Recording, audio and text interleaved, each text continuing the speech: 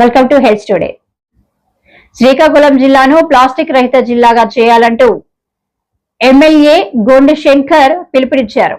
శ్రీకాకుళం నగరంలోని 7 రోడ్ల కూడలి నుండి సూర్య మహల్ వరకు భారీ ర్యాలీ నిర్వహించారు. శ్రీకాకుళం జిల్లాను ప్లాస్టిక్ రహిత జిల్లాగా చేయాలంటూ ఎమ్మెల్యే గొండు శంకర్ పిలుపునిచ్చారు.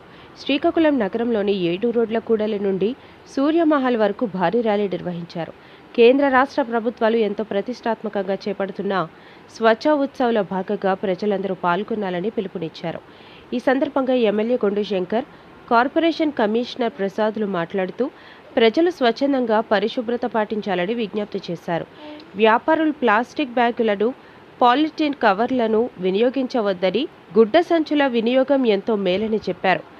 అందరం కలిసి స్వచ్ఛ ఉత్సవ్ను విజయవంతం చేసి జిల్లాను రాష్ట్రంలోనే ప్రథమ స్థానంలో నిలపాలని ఆకాంక్షించారు. ముఖ్యంగా వర్షాకాలం కావడంతో వ్యాధులు ప్రబలే అవకాశం ఉందని మున్సిపల్ అధికారులు క్షేత్రస్థాయిలో పర్యటించి కాలువల్లో మురుగు లేకుండా పరిశుభ్రం చేయాలని చెప్పారు. సుందర శ్రీకాకుళం నిర్మాణంలో భాగంగా ప్రతి ఒక్కరూ పరిశుభ్రతపై ప్రత్యేక దృష్టి సారించాలని కోరారు. పీఎం మోదీ జన్మదినోత్సవ సందర్భంగా ఏర్పాటు చేసిన ఈ కార్యక్రమంలో పాల్గొనడం ఆనందంగా ఉందన్నారు.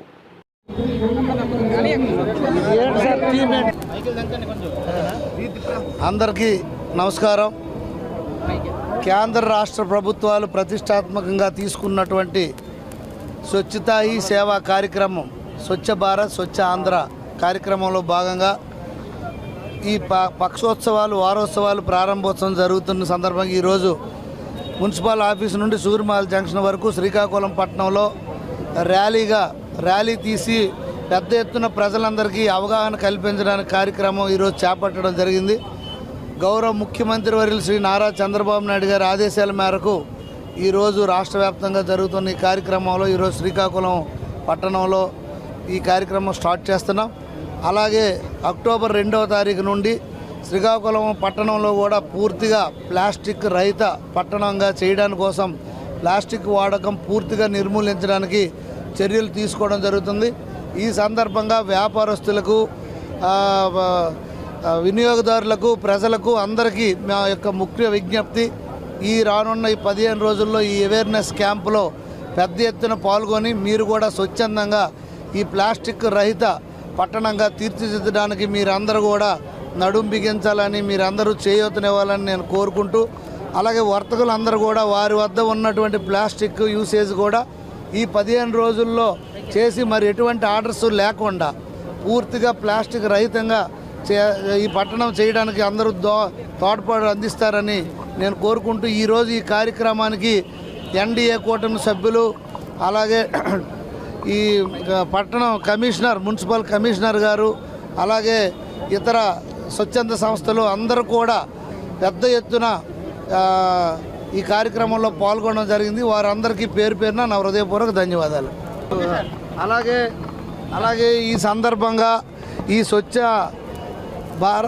భారత్ కార్యక్రమాన్ని అందించినటువంటి మన గౌరవ ప్రధానమంత్రి శ్రీ నరేంద్ర మోడీ గారి జన్మదినం సందర్భంగా 75వ జన్మదినం సందర్భంగా ఈరోజు ఈ కార్యక్రమం కూడా స్టార్ట్ చేయడం చాలా సంతోషం. గౌరవ ప్రధానమంత్రి గారికి కూడా నా నియోజకవర్గ ప్రజల తరఫున, నా తరఫున హృదయపూర్వక జన్మదిన శుభాకాంక్షలు తెలియజేసుకుంటూ ఆయనకు ఆయుర ఆరోగ్యాలు, అష్టైశ్వర్యాలు భగవంతుడు ప్రసాదించాలని, నిండు నూరేళ్ళు ఆయన దేశం కోసం పాటుపడి దేశ అభ్యున్నతి జరగాలని ఆ దేవుడిని ప్రార్థిస్తున్నాను. సెప్టెంబర్ 17 నుంచి అక్టోబర్ 2 వరకు జరిగే స్వచ్ఛతా హీ సేవ కార్యక్రమంలో భాగంగా ఈరోజు గౌరవనీయులు మన ఎమ్మెల్యే గారి చేతుల మీదుగా ఈరోజు ర్యాలీతో ఈ కార్యక్రమాన్ని ప్రారంభించడం జరుగుతుంది.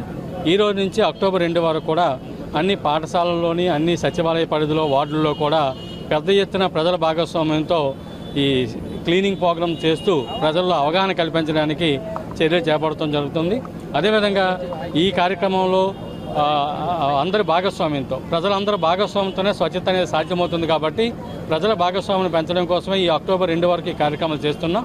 అదేవిధంగా అక్టోబర్ 2 నుండి కూడా గౌరవ ముఖ్యమంత్రి వర్యులు చెప్పిన ఆదేశాల మేరకు కంప్లీట్గా మన శ్రీకాకుళం నగరపాలక సంస్థ పరిధిలో ప్లాస్టిక్ ఫ్రీగా మనం డిక్లేర్ చేయడం జరుగుతుంది.